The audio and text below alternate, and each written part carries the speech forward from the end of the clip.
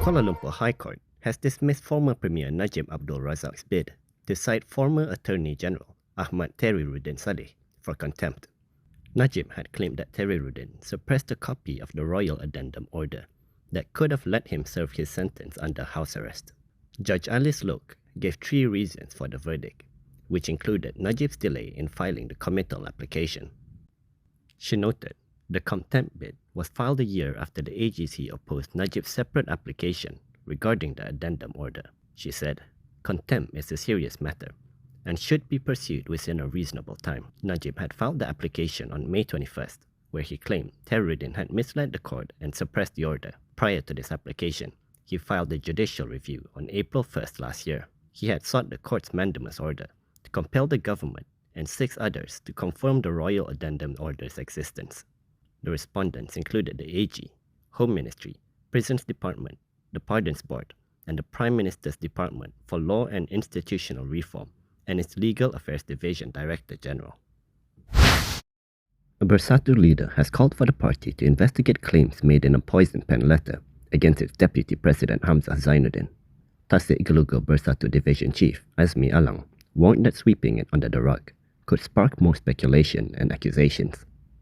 In a statement, he said the allegations made are serious and cannot be ignored. He said the party will only gain from investigating the letter and that clearing the allegations against Hamzah will make them stronger. Azmi added that if a broker does exist within the party, their identity and misdeeds should be detailed to party members. He stated that if their actions amount to treachery, then the Supreme Council and the party's disciplinary board must take firm action so that the party is not betrayed to the enemy. Azmi stressed that brokers and traitors cannot be allowed to remain within the party and destroy it. Previously, a poison pen letter surfaced in which the author claimed that Hamzah was a broker who led the formation of the PN Executive Council. According to a copy of the poison pen letter cited by Malaysia Kini, the author had also accused Hamzah of planning to oust party president Muhyiddin Yassin.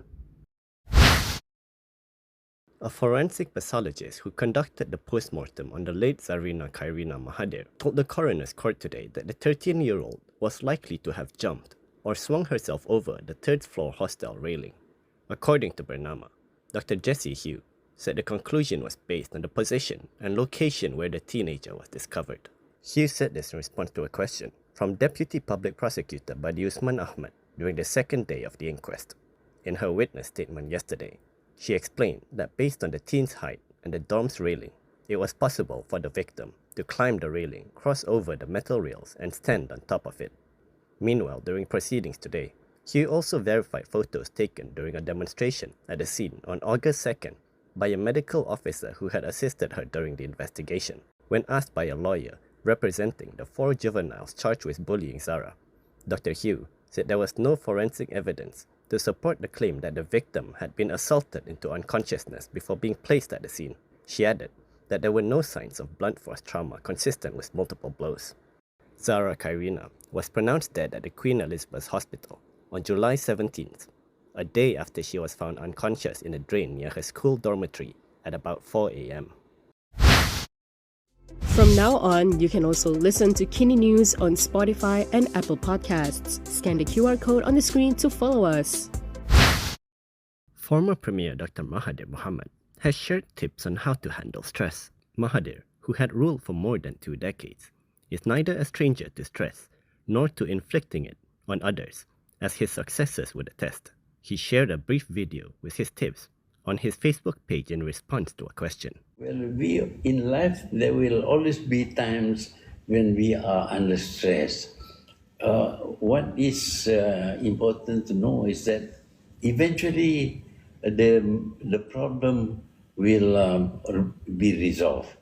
Of course, when you are under stress, you have to understand why you are under stress, and you have to be able to overcome the problem. And to do that, you have to learn about the problem, to consult people, to look at models, etc., so that you know what to do with the problem. And once you know what to do with the problem and you take action, the stress normally would be reduced. The Attorney General's chambers said it will appeal the acquittal of blogger Wan Azri Wanderis, better known as Papa Gomo. In a statement yesterday, the AGC confirmed it will file a notice of appeal soon. Wan Azri had been cleared of sedition charges over claims the government is pro-Israel.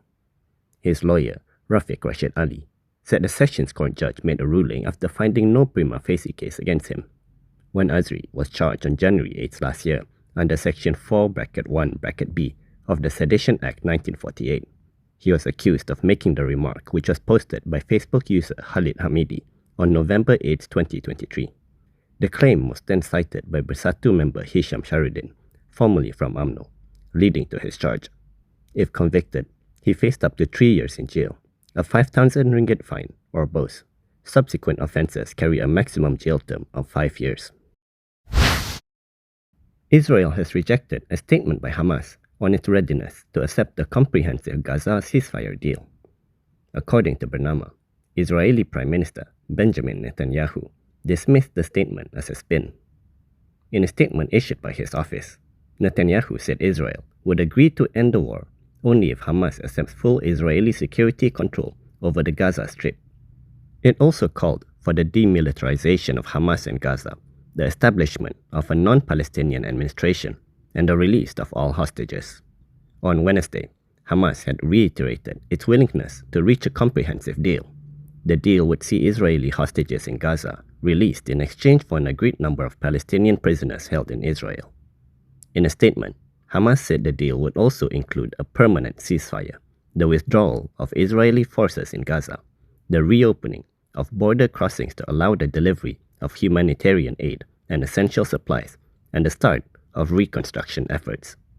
It also expressed support for the creation of an independent national administration of technocrats to take immediate responsibility for governing Gaza's civil affairs.